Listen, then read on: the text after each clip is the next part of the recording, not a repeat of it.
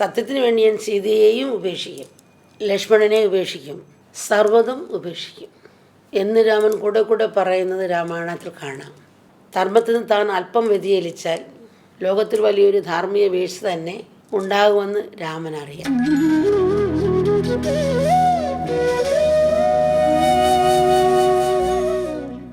രാമായണം രാമൻ്റെ അയനമാണ് എന്ന് വെച്ചാൽ രാമൻ്റെ സഞ്ചാരമാണ്, അല്ലെങ്കിൽ രാമനിലേക്കുള്ള സഞ്ചാരമാണ്.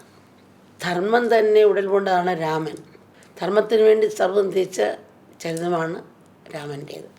ധർമ്മത്തിന് വേണ്ടി രാമൻ സ്വന്തം സുഖവും സന്തോഷവും മാത്രമല്ല എല്ലാ ലോകബന്ധങ്ങളെയും ഉപേക്ഷിച്ചു.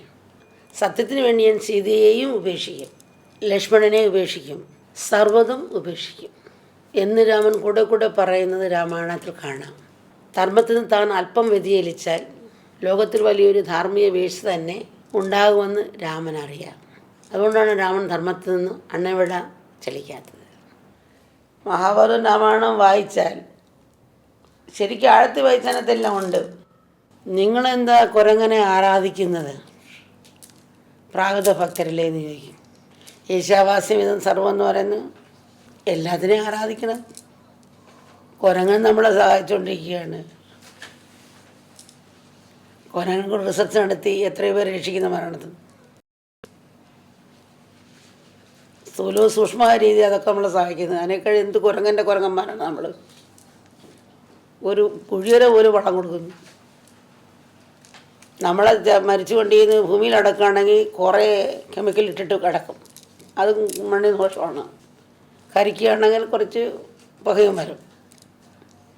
ഈ നമ്മളാണ് പ്രാകൃത ഭക്തന്മാരെന്ന് പറയുന്നത്. തത്വം മനസ്സിലാക്കുന്നില്ല. പ്രാകൃത ഭക്തിയില്ലെന്ന് വെച്ചാൽ അത് പ്രാകൃതമല്ല. ശരിക്ക് കുരങ്ങ് മനസ്സാണല്ലോ. ഒരു സാധാരണ കുരങ്ങ് ഒരു മരത്തിനും വേറെ മരത്തില്ല ചാടും. മനുഷ്യ മനസ്സങ്ങനെയല്ല.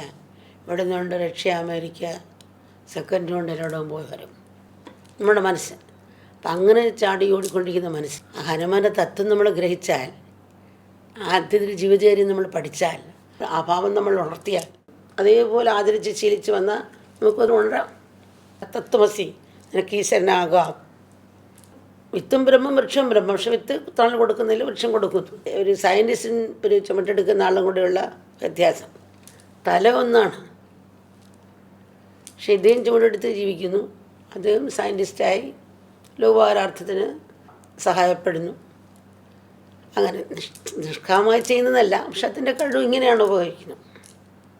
അപ്പോൾ അങ്ങനെ കഴിവുണ്ട്. ഈ കഴിവിനെ നീ ഉപയോഗിക്കാതിരുന്നാൽ പേനയിൽ തന്നെ പേന എഴുതാതെ വെച്ചിട്ട് ആ മഷിയിരുന്ന് ഉണങ്ങിപ്പോകുന്ന പോലെ ഉള്ള കഴിവിനെ ഉണർത്തിക്കൊണ്ടുവന്ന് അത് മറ്റുള്ളവർക്ക് ഉപകാരപ്രദമാക്കുന്നു. നീ ഒരു പോസ്റ്റാണെങ്കിൽ ഇപ്പോൾ ഒരു പോസ്റ്റിനൊക്കെ ട്രാൻസ്ഫർ ആകാം. അപ്പോൾ ആ ഒരു രീതിയിലാണ്. നീ ഒരു 0 ബൾബാണെങ്കിൽ 1000 വോൾട്ടേജുള്ള ബൾബാകാം. അത്ര നിന്നുണ്ട്. ഏത് ഭാവത്തിൽ കൂടി പോയാലാണ് അതിന് സമൂഹത്തിന് ഉപകാരപ്രദമാകുന്നു. അതോടൊപ്പം നിനക്ക് ഉപകാരപ്രദമാകും.